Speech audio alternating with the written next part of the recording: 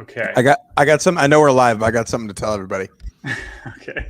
We'll see what kind of people we get in here. No one's here yet, so I'm going to tell you folks something kind of funny. Okay. So I am on the board of the local Little League, as you both know. Yes. And tonight I had a Little League board meeting, as Jordan knows. And today on the Zoom call, board meeting, one of the board members fell asleep on the Zoom call in his chair, just passed. Camera on. Off, look. Mic off, so we couldn't hear him snoring. Camera on, and someone kicked it to him and was like, name redacted. Hey, thoughts on this? Thoughts on how have we handled this in the past? And everyone just lost it. And I go, are you ready for this dad joke? I'm ready for preparing it. I go, more like board meeting. That's why they pay him the big bucks.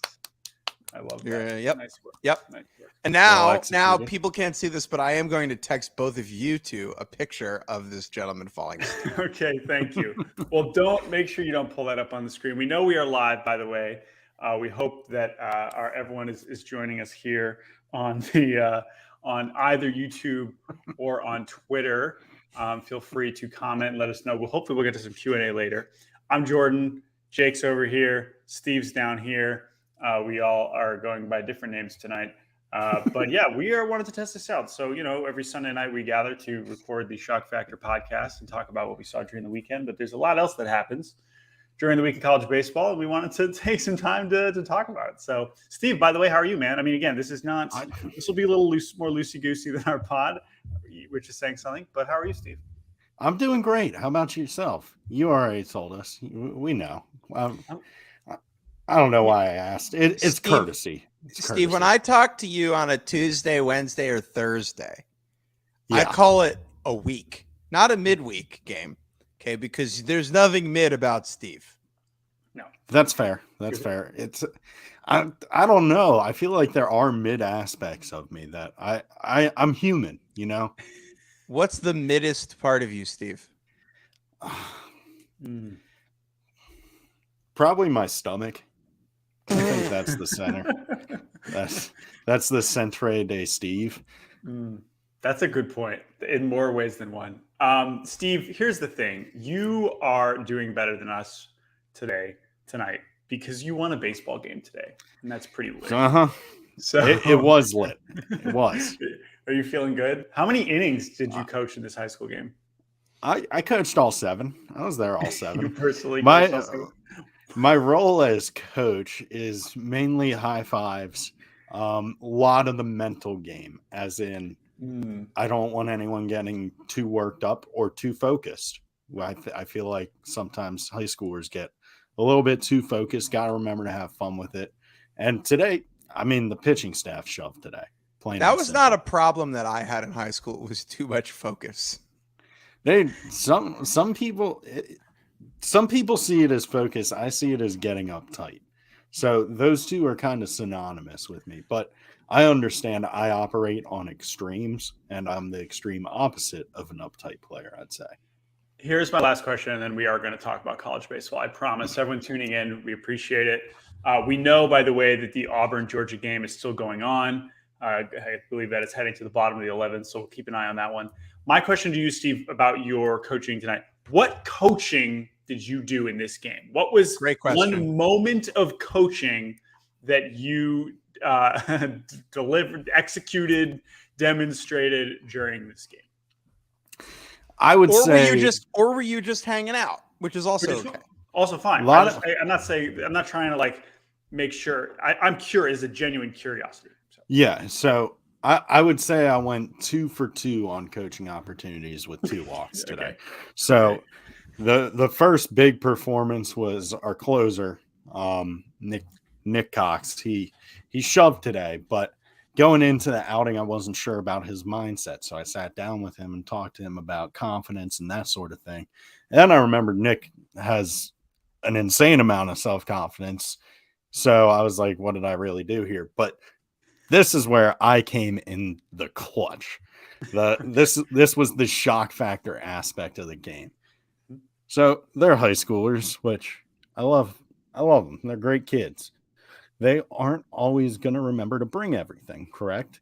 So what did I think people would forget? Gatorade. So I brought a camel pack full of Gatorade, and it was a hit.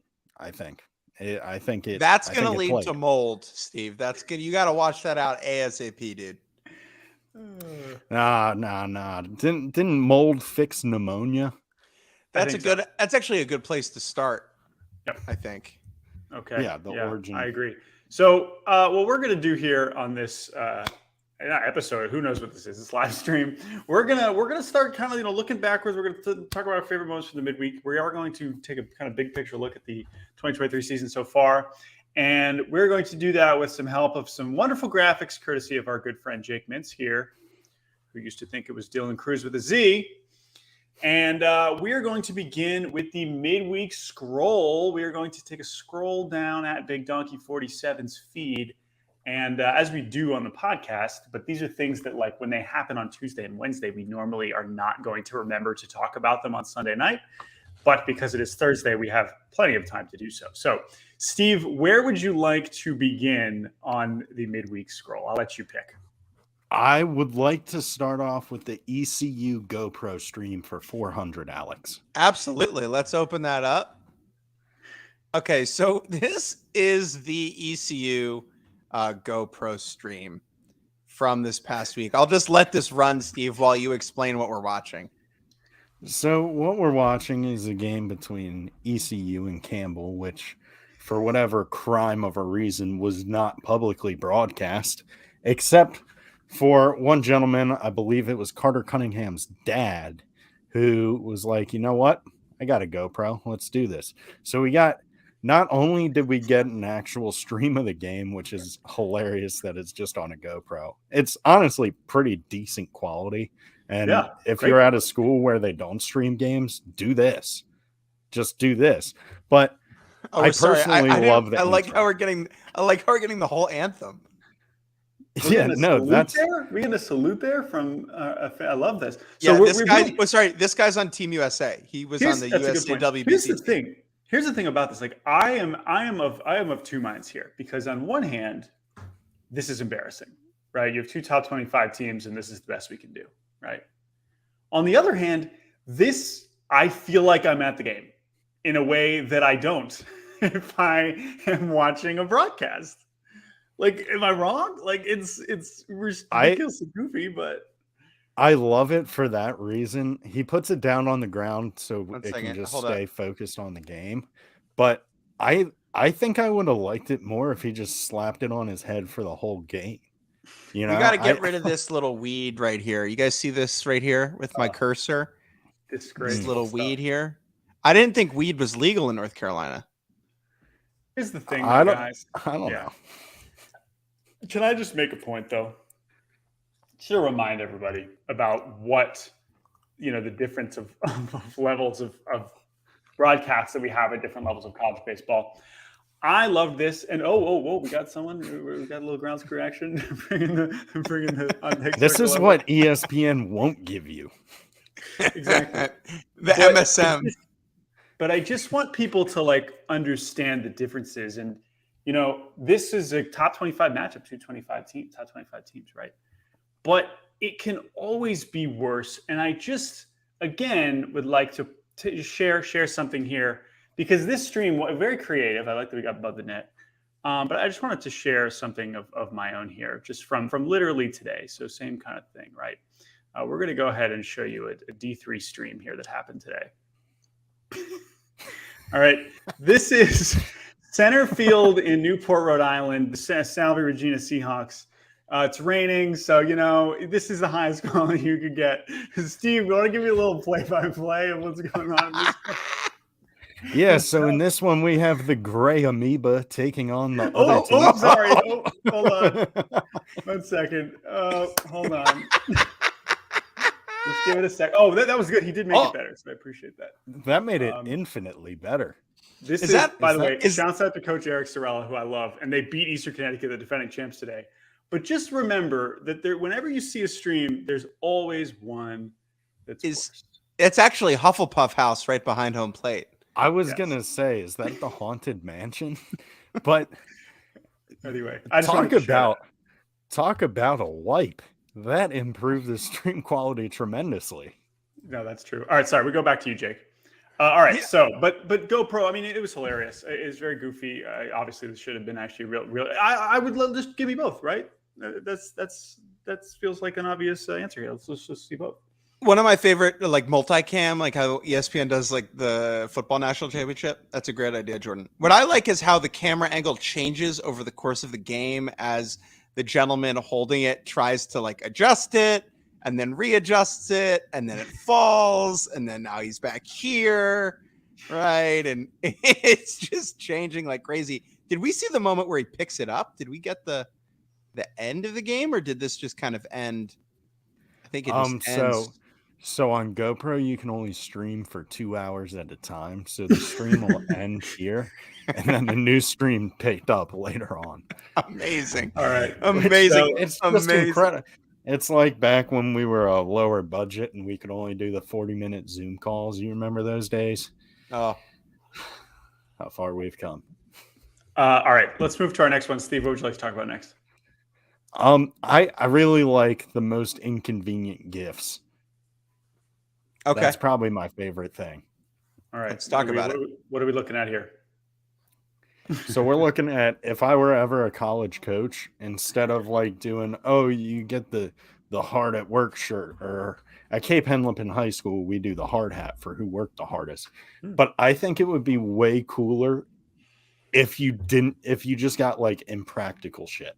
Like, oh, hey, you went 3 for 4 today. You get the team rocking chair. Go stuff it in your RAV4 and bring it back tomorrow. So, but the team rocking chair.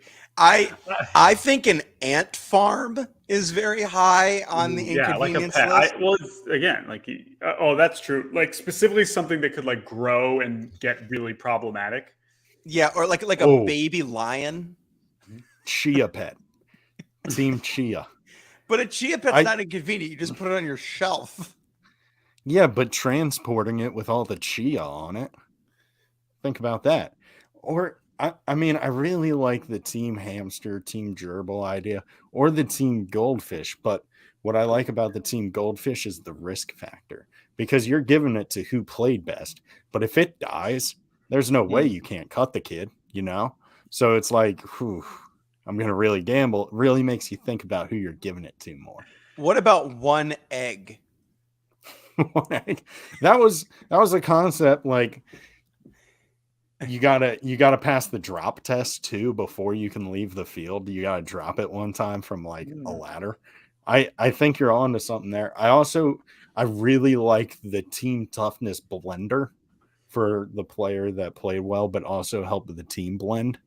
But I think what I'm going to do for my high school season is I'm just going to go to the Goodwill and get random stuff and like slap a sticker on it that says like Cape Henlopen player of X game, just because there's only like 18 games. And I think it'll be a fun way for people to remember high school baseball. But the only problem is when these kids go on to tell their friends about it down the line, like, oh yeah, I played in high school. I actually had this coach who gave me a team blender. People are going to be like, oh, was it like a 59-year-old delusional man who was losing his mind? Like, no, it was Steve. Steve. Everyone will know who that is. At that point, you will be a one name. You'll basically be like the Madonna of baseball coaching. All right, let's move on to another one. Steve, what would you like to look at next? Let's do 1,000 or 10,000 level IQ move. All right. Steve, you've not seen this, right? I don't know. It looks like I linked this incorrectly, gentlemen, because it is taking me to apple.com. And that'll take us to our sponsors. Thank you, Apple. Tough look. Okay, well, 10,000 level IQ ad. Oh, man. Sorry, guys. Do you want me to find it? Do you want to pull it? Jordan, you find it and Slack it to me. All right. No, we'll go somewhere else here. I could. Yeah. Pick something else, Jake. I'll have it. Go I'll to have it Omaha. ready. Yeah. Go to Omaha. I'll find it. I'll select you, Jake. Oh, it seems like I missed like this one. Let's just take a scroll here down the old Steve. What? The old Steve 404 connectivity error. Lost in supers. Lost in supers. Let's talk about this, Steve. The Creighton Blue Jays. The Creighton Blue Jays. Where do the Creighton Blue Jays play, Steve? Omaha, Nebraska, at a place called the Chuck Box. I don't know if it's called that yet, but me and Mike Rooney are working on it, and you guys are contributing. I think it'll catch on eventually. But yeah, it's so odd that they just play their home games there because, like, I feel like as a team, if they make it to home in road June, to home. Yeah, like a lot of teams will put up the distance to Omaha in their dugout to like motivate them. It's like, do they just have a sign that says "Here"? You're at the place we're trying to get to. But Steve, it you know just what they say, so man. weird. Most accidents happen within a couple miles of your home. I think it should be about, to me, the only way they can do this is to turn this into like an Under Armour, we must protect this house situation, where it's like, it's kind of about defending your inexplicable castle that you get to play in. Protect our Omaha. Good shirt if they get there. Good shirt. I wanted to also just talk about this clip in particular. Can you start it over? Because there's something that makes me laugh very hard. The batter, I don't know who the batter is, but the batter getting hype as soon as the ball is gone. Like, the big fist bump for the, I don't even have to drive that guy in. Hell yeah. Like this. I did it. I did it. I'm a winner. I'm like, hell yeah, you did. You won that game, my guy. Not an RBI in my book. Also, Jake, I know your favorite thing about this is where the video comes from. Yeah, look at this, Steve. Nebraska Public Media. I love that. Nebraska. So Nebraska Public Media. Since what then, is this? This is just like. Here's the thing, bro. This is just like NPR. Yeah, but here's my take on this though. Creighton versus Nebraska is definitely. I mean, like they would be sharing that. I feel like this is awesome. It's just, it's like NPR bullshit and walk-off pass balls. I thought it. I saw the first video of the dog and I got excited. It was kind of a bummer there that the rest wasn't just dogs. Tell me something, Jordan. Well, have you seen this clip, Steve? I have not. All right, you're in for a treat. You ready? You watching? Yep. You watching, Steve? You ready? All right, here we go.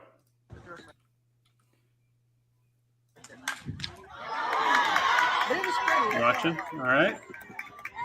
Oh.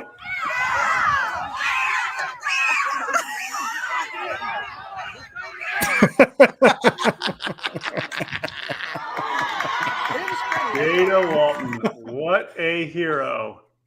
That is incredible. Here, let's. Oh, got it! I do not intend to be mean, but that's like something a Scooby-Doo villain falls for. That's exactly right. That's exactly correct. Steve saw this video and he went like this, Jordan. Huh? Where? Right. Yeah. Like, to be fair to the catcher, the point fooled Steve too. Yeah. What are we looking for here? Oh my God. This is like reminds me of when I would play one-on-one basketball and do fake passes to people. like drive to the hoop, fake the layup, go to the rim. Jake, how's your one-on-one basketball skills? How are they? Right now? Poor. Fair. Substandard is what I would say. All right. That's let's go back. Let's hit a couple more of these and then we'll move on. Although we just got some feedback from someone one of the higher ups asking why we're letting Steven Schoch pick everything. So I'm going to pick the next one. And we're going to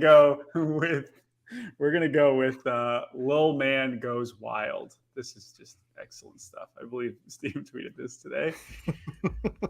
Oh, it's just fun, man. Baseball's supposed to be fun, you know. Everybody gets all lost in the limelights of the, oh, what's my ERA? What's my average? Screw that. When was the last time you grittied all the way to the plate and just didn't stop? Like, you're in the box. You aren't. Yeah. Here's how I feel about this. Next pitch is in that kid's ear hole. Okay. The way I grew up playing humble this child. This is bad parenting. It is bad coaching. All right. I am very against this. And I was going to say, look at the kid at first base on the ground. This is not how I run my teams. You know? Wait, no, look at the kid at first base is dancing too. Oh, he's getting after it too, isn't he? Jake, I think the best part of you earholing the next batter is that it's coach pitch and you would have to earhole him. That's a great point. Throwing, if you're coaching and you have your coach pitch kids throw at the other team, you have to do it. Wait, no. If it's a machine, don't you think the kid would notice him moving it around? You're like tilting the machine like. No, Jimmy, I'm just trying to get you to move your feet a little bit. well, you know what it is. You know what it is, Steve. It's like, I mean, these coaches are here to win, right? You need to establish the fastball in the inside corner. And so we're gonna move that machine and make sure that's pointed to the black. Also, my favorite thing about baseball at this age is just the helmets. Are so big, so much larger than their heads, and also like the kid. You could fit like 10 players in the batter's box, which is always funny too. Because obviously, like baseball fields, you can shrink the fence and the base paths, but the box is generally the same size no matter what. Right. And the plate is generally the same size. What if I told you that this was actually Brian McCann's kid? How would that make you feel? That would be inspiring stuff, you know. We've made a lot of progress. Tony V already has a letter sent out to this kid for his recruiting visit, I believe. All right. The person who we referred to as the higher up is actually Kyle Peterson, and he has requested that we go to Is This an Out? All right. Is this an out? Looks like Is This an Out is linked to Lil Man Goes Wild. Yeah, that's not Steve. Steve tweeted that today. Steve tweeted that. Yeah. Is Jake this out of reach? Jake did not do a great job of linking. No, man, this is all. You pass it. Here we go. Here we go, Steve-O. All right, so this is from tonight's game. Yeah, and play at the plate. His foot comes in a little high. I think foot comes in low. He's safe. What was the call on the field here? Call on the field was safe, and then if you scroll down, they reviewed it. Right there. Duke baseball out. So that leads me to believe he was called out. I see some bias here from the Blue Devils. Same. Yeah, they do see, since they're from North Carolina, they probably like UNC, right? Yes, that is where Duke is located. That's this is not even close. This is an out. I mean, this is just a good reminder. Let me just pause it here. When you're sliding into home, you can't go over the plate. It's not the plate elevated. It's not the airspace above the plate. No. You got to touch the damn thing. Also, like much more dangerous to go in head first, but probably the move here. Yeah. What's even the point of this leg? Right. It's so you can finish the figure four when you're doing the figure four sliding technique. Got it, Steve. All right, let's finish up this segment. And we mean no ill will with what we're about to do, but it must be discussed. 54 years. I feel like, well, if you listen to the pod, we know that this has been a story to watch for a while. Tony Rossi finally retired after 54 years, which is fucking crazy. Jake, what did you tell us? Excuse my language on this PG-13 YouTube stream. When did Tony Rossi start coaching at Siena? So we landed on the moon, and then a couple months later, he got the job, I believe. Lit. His first year was 1970. We landed on the moon the summer of 1969. Landed on the moon. Okay, these are the types of things that our parents don't remember.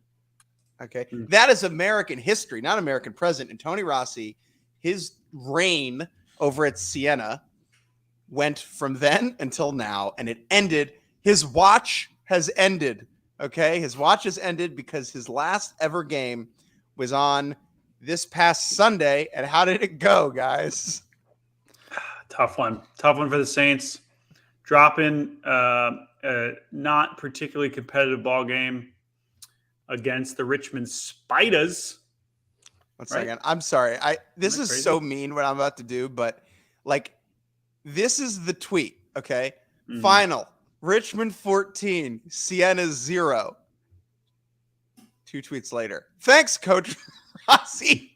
Hey, man. My dude's final game. Listen, final game after 54 years. So many games, so many practices, so many commutes, so many trips on the John Deere mower around the field, so many lineups drawn, so many fungos hit. He predates the John Deere mower. Okay. They did not have engines when this motherfucker started. You understand me? He coached 54 years, and his final game, his final game was a 14-0 loss on the road. Yeah. Against the Richmond Spiders. Yeah, and but can you imagine in 7 innings, they pack it up, they lose, they shake hands, and then he gets on the bus. This is the opposite of riding into the sunset. I'm curious, like the concept of 7-inning games probably were not especially popular when Tony Rossi started, would be my guess. All right, let's move on. I'm sorry. I think this is so fucking funny. I agree, but let's move on. Steve, we are now going to talk about some stuff a little bit more relevant than Siena baseball, and that is our top 5 characters of the 2023 baseball season. So far, the conference play has only just begun, but certain players and teams have caught our attention. So we are going to rank our top 5, maybe have a little bit of debate. We're going to do this together. Steve, debate is what you use to catch the fish, by the way. You use debate and catch the fish. Well, let's let you start, Steve. Okay.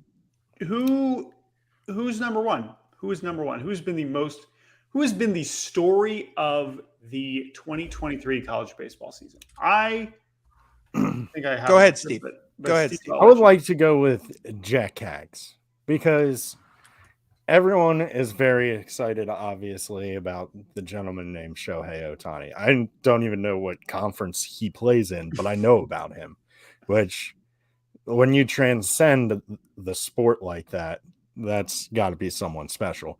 And Jack Caglione is really the closest thing we got to it in college. Like, obviously, we got the Finley guy down at Georgia Tech who's killing it from both sides of the ball, but Jack Caglione does it at extremes. He does it extremely fast and hits it extremely far, which is very enticing as a fan and as someone who knows about college baseball. I know how impressive that is and how hard it is to do. So it's really cool. I think this would be one of my 2 answers, I think. What do you think, Jake? Would you have Jack Caglione at 1? I will. Let's talk about it in a second. I think Jackie Caggs is no doubt on the list, considering he, people compare like college Shohei Ohtani, this, whatever. We haven't really seen a guy do it at the elite level since, I guess, Brendan McKay, right? Who was so elite at both. But Caglione is like kind of different in that he is just such an insane rotator from both sides of the plate in a way that really only Ohtani is. And he has the same kind of build, right? Like the big shoulders and the skinny legs. And so, for that reason, giant person. Yeah. What was it like seeing him in person, Steve? It was like seeing what I could look like if I had discipline. In the sense that he was the same height as me, but all muscle, literally all muscle. Like God, he's a large human. He's impressive to watch. I'm at a loss for words trying to describe him. Also, right, the who else? left is also, I think, a big component of Yes. it, right? Throwing that heart from the left side is very uncommon. We can rank them in a second, but who else is a no-doubter on the list? I would advocate for Tony Rossi. I would not. I would advocate for last week. Yes, my pick, and I think the strongest contender, if it's not Jack Haggs, is Paul Skeens. Paul Skeens, we'll get to Dylan Cruz with a Z, but Paul Skeens to me is a bigger story for LSU because he was a transfer, which is what we talk about with LSU, because he is suddenly looking like somehow way better than he already was, which was already a likely first-round pick.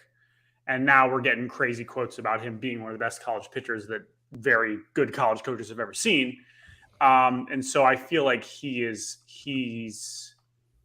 and since he's been amazing in every start, obviously we talk about Tommy White, who's finally, been heating up, but he was not very good for the first few weeks. So I think Skeens would be my pick for number one, but I think he's allowed 2 runs, guys.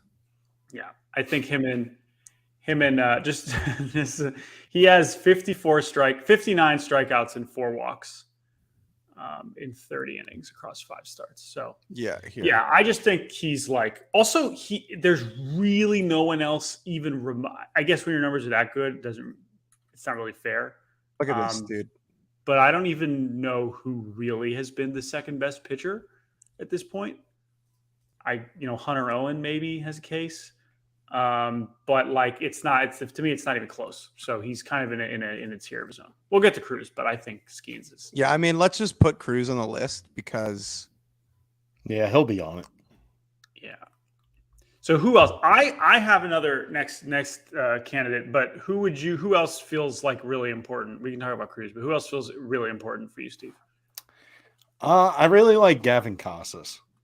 Casas. Mm-hmm. Am I saying that right? You are. But Cassis. I love a guy who goes to another school because they didn't have the opportunities they wanted and flourishes. I like when people who deserve opportunities get opportunities, and when they have those opportunities, they capitalize on it. And Gavin's just a phenomenal hitter. He's got pop to all fields, and I'm just really impressed with him, and I think he's one of the top characters. All right. Let's delete Chris Burke. Let's delete. Which one? Chris Burke. Jake, I will advocate. I wanted to add something about him, but go ahead. Go ahead on Casas. Well, I just think too, like South Carolina has the best record in the country, and they're leading the country in home runs. So that feels like that should probably be represented. He has. I think he's a good representative. 12, right? So that's the other thing with Jack Haggs is he's tied at the top with Brock Wilkin, who I think we should get to here in a second. But I do think South Carolina is a pretty significant story as well. Yeah. How about Ethan Petrie? I haven't coming like. out? Sorry, go ahead, Steve. I was gonna say, how about Ethan Petrie kind of coming out over the weekend, just going nuts? He had 3 home runs against Georgia, I think. Well, making that dish his own. You know what I mean? I haven't. I guess they had. Dish. What was it? Wes Clark, right? That was the guy. Oh yeah, I remember Wes Clark. But what I was gonna say was like I have not particularly cared to watch South Carolina recently. Like it has not been a top priority for me to watch South Carolina. And if anything, just as much because of just like the individuals on the team were just not that interesting. And now that has changed very, very quickly. And the pitching is good too. So like that's the series I'm probably most excited to. We'll get to our weekend preview in a bit. But I would say they're probably the team in college baseball that's like the most back on track compared to like where they were. That's a good way to put it. I mean, we're going to get to like the surprises in a bit, but yeah, I think that's a good one. Okay, Steve or Jake, were you going to nominate someone else? Yeah, I mean, I think Tony V has to be on this list because of what happened at the beginning of the year where he got suspended and like had the whole Maui Ahuna thing and suspended himself, and he's gotten ejected since. And then like seeing Tennessee go to Mizzou and just get their pants pulled down only makes it more interesting to me how they're going to respond. I agree with that. I think Tennessee. Yeah, I think we're all kind of trying to figure out what the hell's going on there. So I would imagine I would bet big on their bounce back at home this weekend, but I think that's a good one. I feel like Wake Forest probably. I was going to vote for Demon Deacon as our either fourth or fifth one. I like that. To me, Wake had so much hype, and they've somehow been every bit as awesome, if not better. And they lost Teddy McGraw for the year. It just feels like pretty, again, for a team, what was it? They haven't been Omaha since Tony Rossi started. That is a significant achievement, I feel like. I know they haven't really played anybody yet, but still. I texted Aaron Fitt, the number one Wake Forest fan in the world, more like fake Forest after they went down to Duke big in their first game against Duke, which they then came back and won. And he responded and said, more like Fluke University.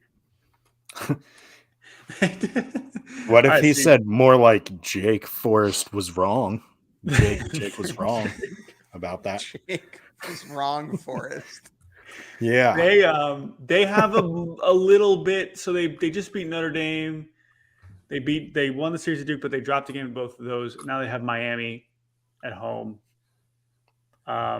They just beat Elon 20-0. So I don't know. Another L for Elon in 2023.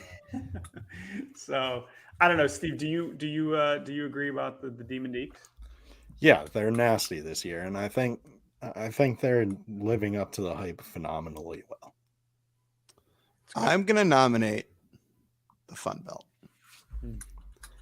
The Fun Belt, aka the Sun Belt. Has been spectacular so far this year, and this was discussed on the Real podcast in the Division I Network with our friends Michael Patrick Rooney and Joe Healy and Kendall Rogers and Aaron J. Fitt about how we are often talking about the Power Five in other sports, but in baseball that is certainly not the case, and we have erred in that regard before, right? But that the Fun Belt has elevated itself into kind of a tier of its own behind the Power Four teams with how well they've been doing so far this year. Let me go to I was going to say you should take a little peek-see at because a big part of this, of course, is that this is one of the conferences that has benefited the most from all this crazy change is they added Old Dominion and Southern Miss before this season. Correct. Steve, of these teams, who has caught your attention the most? I would say Texas State, because a decent amount of these teams have had my attention already. But Texas State has more of the dudes who are just coming out and doing wacky stuff, I'd say, which, believe it or not, is a great way to capture Stephen Schoch's attention. I like the weird. I like Texas State because they were so close to going to a super regional last year. And they had so many old guys on that team that they could have just fallen off a cliff this year. And you would have been like, well, what a run that was, huh? But they came back and took that series from Southern Miss over the weekend, which was super impressive. Yeah, and I just like the Sun Belt in general. Like you said, they did benefit a ton from all the additions they had made. But they made good, it looks like they made these additions with just, mashing baseballs in mind, because the people they added mash baseballs, and that's pretty good litmus test for what will work in a conference in my mind. So they're going to Coastal this weekend. That's one of the pick'ems that we had. So we will definitely keep an eye on that one. I'm trying to think of other teams. I like Troy. It was a team I know that Aaron Fitt was hyping up in the fall. Tough weekend for them, though. Certainly look good. Yeah, not the best. They got their ass kicked by Dylan Strickland, Georgia State. Just whooped them every game. I think he had 5 home runs in that weekend. But this is a good time. Also, we're going to mention the Fun Belt. This is ODU, right? I mean, this is the Bash Bros. This is Jake Tyser, who has kind of cooled off, I have to say. I don't think he's homered in a week or so, which is a little disappointing. I think he's only at 9, which is heartbreaking stuff. But I still feel great about that call. He's already delivered on my hopes for him. So we can put these two guys together. How about that, Jordan? Yeah. Seems good. I like that. Who else do you think needs to be on here? I think this is where I would nominate Cinderella. Now, Cinderella doesn't make a ton of sense in the regular season, but I still think we should mention it. There's probably a better term for it, Steve. But it's also what they talked about on the pod this week, which is that we thought Boston College and Kentucky and Mizzou were going to stink, and they're all freaking sweet. Like, I don't know exactly how or why. I think we're all trying to figure that out. But I'm pretty amped about it. I mean, of those teams, Steve, is there one that you've liked the most? Doormat. Sorry, I'm so thrown off by Mezuzah. Do you know what a mezuzah is, Steve? I don't. And it's the thing that just derailed my whole train of thought. It's a lot of Z's, I know, which is fair. Don't worry about it. Just trust that the people who get the reference are enjoying it. Yeah, but no, I like the Cinderella. I like the doormat to Mezuzah. I don't understand it yet, but I will in the future. But I really like Boston College this year. They've just come out and really kind of let it hang. They're just like, hey, we're here and we're here to play, and I'm all for it. God, I gotta Google Mezuzah. I got you, Steve. Okay, cool. I spelled it kind of wrong. Let's see. Doorpost. Oh, okay. You know about this thing that us Jews have? Yes. Yeah, I do. It goes on the door, correct? Right. And we're seeing these teams goes from doormats in the bottom of the floor of the door frame to the middle top area of the door frame. So they're skipping right over Ring doorbell status. And exactly. Okay. Mezuzah, Missouri. There's something to be done there. Am I about to get to see the formation of a bit? Missouri? Mezuzah? That'll work.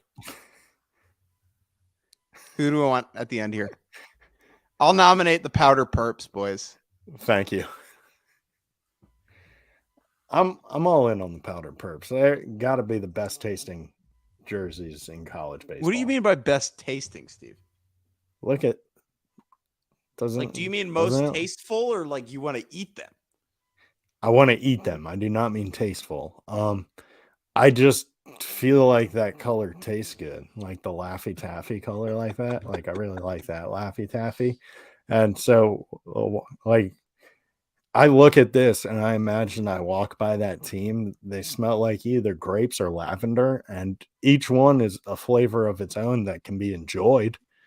And you know, you walk past someone in the cream jerseys, it's like, well, hope that's not actual cream because you've been out in the sun for 3 hours. But this, it's like warm Laffy Taffy, sign me up. Easier to eat, easier on my teeth. I'm in. You know? So you're worried if you see a team wearing creams on a hot day that they could could curdle. Yeah, they could expire. They could turn to cheese by the end of the game. That's why the pitch clock was actually introduced. Too many cream jerseys were turned into cottage cheese. Jordan, how do you feel about the Powder Perps? Jordan is muted. Jordan. Oh, that's weird. I literally hit my microphone. Sorry about that. I was saying I like the font as much as I do the colors. It's a very unique. They kind of made it up. I mean, this isn't like a font they use in any other jerseys, right? I don't think it's a font. I think it's just squiggles. But it looks like what I like about this is this looks like a real pirate wrote this. That's what I'm saying. Yeah. Like I don't know whatever, but I just like the lettering is just unique. Isn't every font technically just scribbles? You know? No, but I just don't. I guess what I mean is I don't think this font has like an F, if that makes sense. Like there are font typefaces that have all the letters. This just feels like they just wrote the word pirates. I think we can find out. This is something that we can find out from the ECU baseball people. Is there an F in this font? Steve, I know you're plugged in there, so make it happen. Yeah, I'll ask around. All right, let's move to the pick'em, and this is one of my favorites. I'm really excited we get to talk about this. Wait, just to finalize, these are our top 10 characters. Okay. How about this? Yeah. a month from now, we'll come back and do it again. And we'll see how let me different it save is. the documents. So top 10 on March 23rd. We'll try to come back on roughly, if we're doing Thursday, April, maybe 420. How does that sound, Stephen? All right, busy that that works for me. 420 or 427. We'll try to hop on and do this again. All right. Last thing we're going to do tonight is we're going to review some staff picks. Now, Steve has gotten to join the D1 baseball crew in terms of picking them. We have not, which is totally fine because I couldn't tell you jack shit about Coastal Carolina, and I would feel fake picking for or against them. But what we have noticed is that Steve has taken on a brilliant strategy of any time everyone else has picked one team, he said, no, not I. I will ride with you, random team. And it's a freaking no-brainer because who cares? If Steve's wrong, what are people going to be mad? It's great. And if he's right, they love Steve even more than they already do. And so because of that, Dog. well, I'm trying to understand the joke here. When everyone else zigs, Steve zags. Nice. Nice. Are you calling Steve a dog? I got that dog in me. Yeah, nah, dude, okay. It's just I don't want anyone feeling left out. I knew you got this was a very hard week for me because you see the amount of opportunities I had to do what I like to do. Yeah, no, let's talk about that, Steve. You did not. You say you don't want anybody to feel left out, and yet you left both Miami, Washington, and Arkansas on the cutting room floor. Let's explain those first. See, this is exactly why I typically choose those schools, so I don't have to explain this. But, man, UCLA, I've picked them multiple times, and I think they won each time I picked them, so that superstition plays in there. Wake Forest, I really like Corey Moose. That's one I picked because I like the people at Wake Forest. Plain and simple. I like them. And Corey Muscara is a great dude, and I can't not like him. Missouri and South Carolina down in Columbia, that one's plain and simple. One walked off on me, one didn't. Pick the walk-off winner. I'm realizing they both play in Columbia. They should play why in Bogota. I was wondering why I felt so confident saying it was in Columbia, like I knew. I was like, it's in Columbia. But here's the Jake made this point earlier before we began. I know they just sent you a lifetime supply of swag, but Arkansas is the upset pick to take here. And obviously LSU is one of the best teams we've seen in a long time, and they could easily sweep or win the series. But like Arkansas is freaking awesome. I just feel like that would be, I have no faith in Texas A&M at all, like whatsoever. So I know Tennessee's coming off a worse weekend, but like to me, I feel like if I'm trying to be right, but again, I don't know if you're trying to be right. I think it's either way. Let's also be clear. Sam Houston pick is a no-brainer. I mean, that's the biggest layup. That's Mr. Barfield. He earned them a pick every time their name pops up. That's plain and simple. But you were just showing us some of your LSU stuff you got. Why you can't pick the Hogs? This is why. I have a lot of stuff with this school's name on it, and not many with the Hogs name on it. But sounds like a challenge. I don't have a backbone. I can be bought. I'm kidding. You don't have to buy my picks. It's just I like LSU. They're fun people. Definitely exactly what I said. Not Bogota. Jake Mintz. It's okay. I'll excuse you on that one. Bogota Bowl. Bogota Bowl. The battle for Barranquilla. Okay. Anyway, they're not playing that uptown in Manhattan, Jordan. Let's say that's what I thought you were going to say, but this one's way funnier. Let's instead of the picks, can we just talk about which of these series we're excited about and if there's any other ones? Jake, do you want to just pull up the schedule on the old D1baseball.com? This is a website. Man, that's a good website. Yeah, this is a great one. Steve, which of these series are you actually most excited to watch? Most excited to watch, I would say I really like Missouri and South Carolina. I think that's going to be a great series.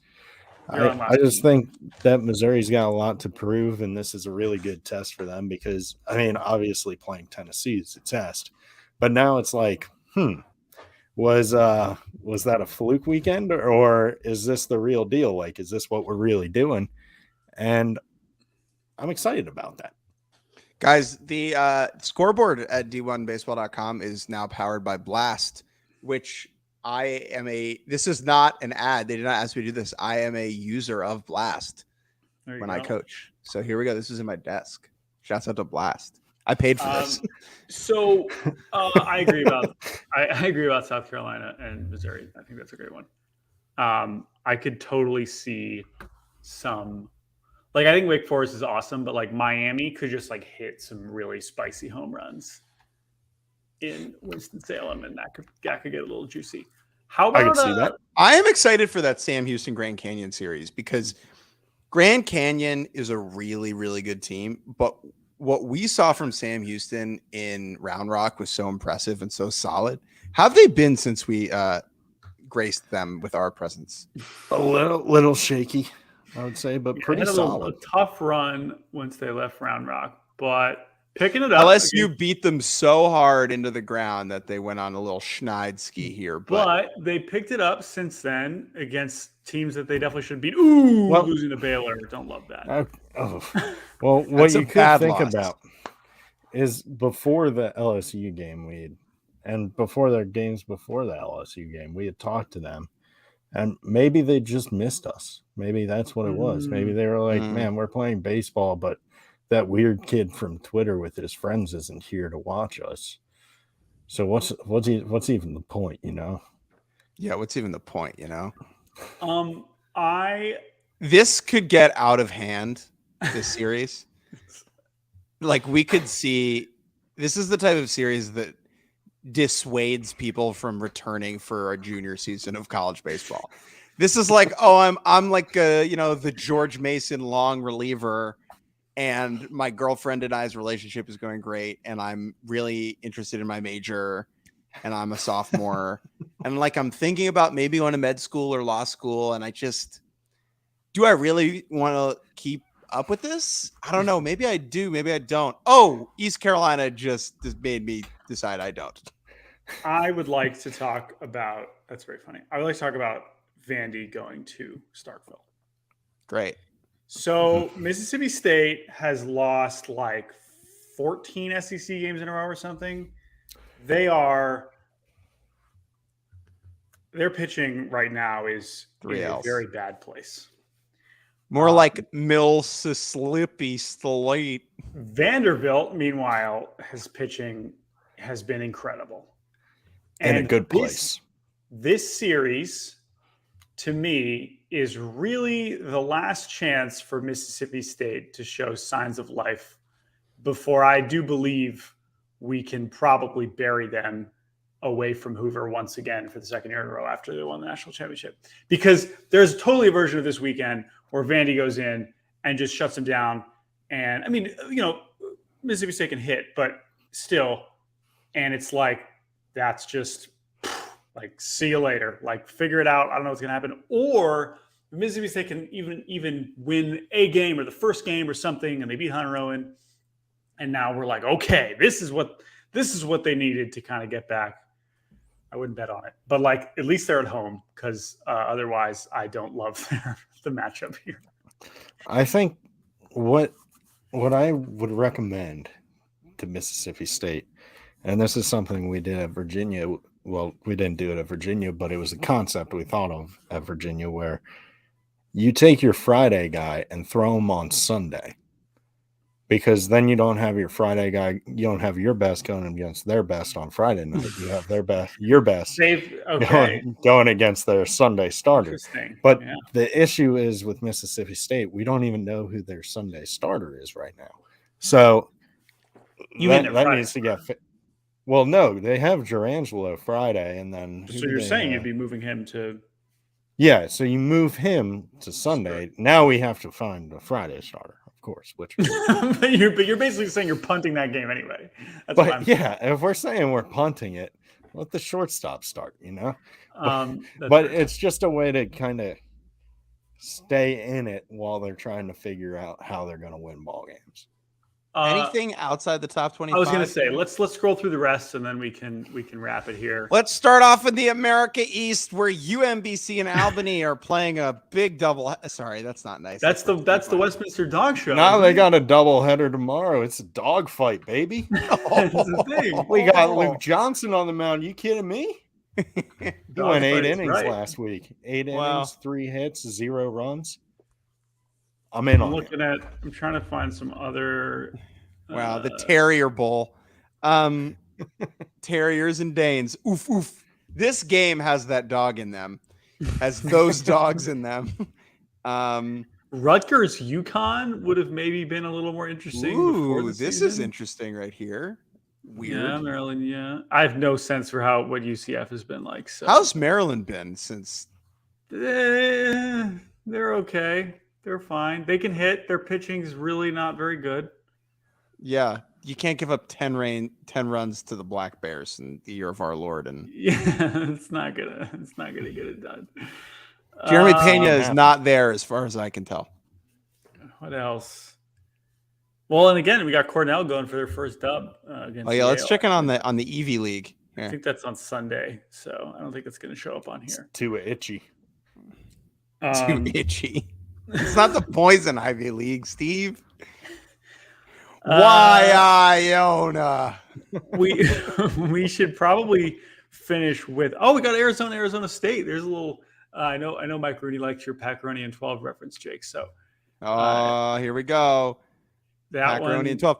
What is halfway between Arizona State and Arizona's campus? Arizona State, as I show people exactly where I live. Stop yelling at Google Maps. Arizona State, Arizona University. Where should they play this game? What is the baseball field that is directly in between the two of them? Ooh, okay, so it's in the town of Eloy. Shouts out to Eloy Jimenez. Okay, do they have a baseball field here? Have to. In Eloy. Oh yeah. No doubt, dude. Oh no, that'll do it. Oh, there we go. There's our answer. Where is this? What is this place called? Shumway Park. Okay, so meet me at Shumway. Wooly Bloomquist versus Chip Hale will be taking place at Shumway. Here's photos of the game. Not Shumway South. Shumway North, like Fenway South. Here are the Shumway. Well, here's what Jake. Here's what I want you to do. Yeah. You know this because we've done this on Google Maps before. Can you figure out the dimensions for me for this little ball field?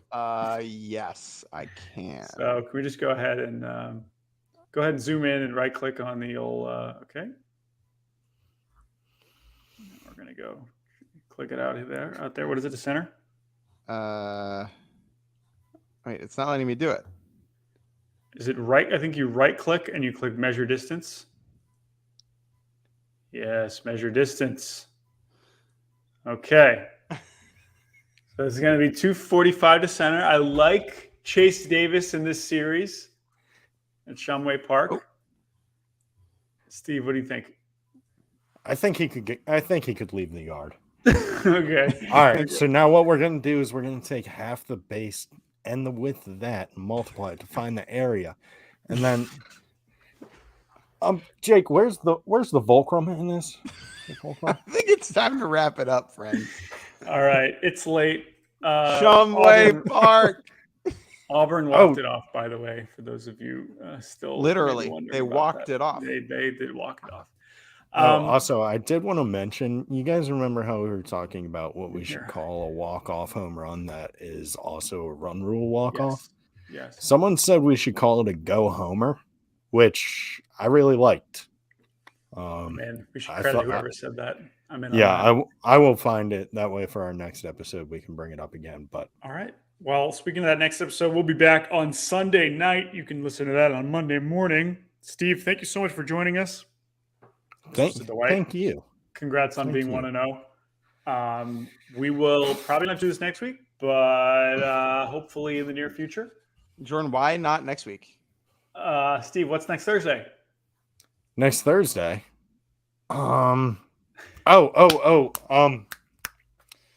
Thursday. Yep. It's MLB Thursday. opening day.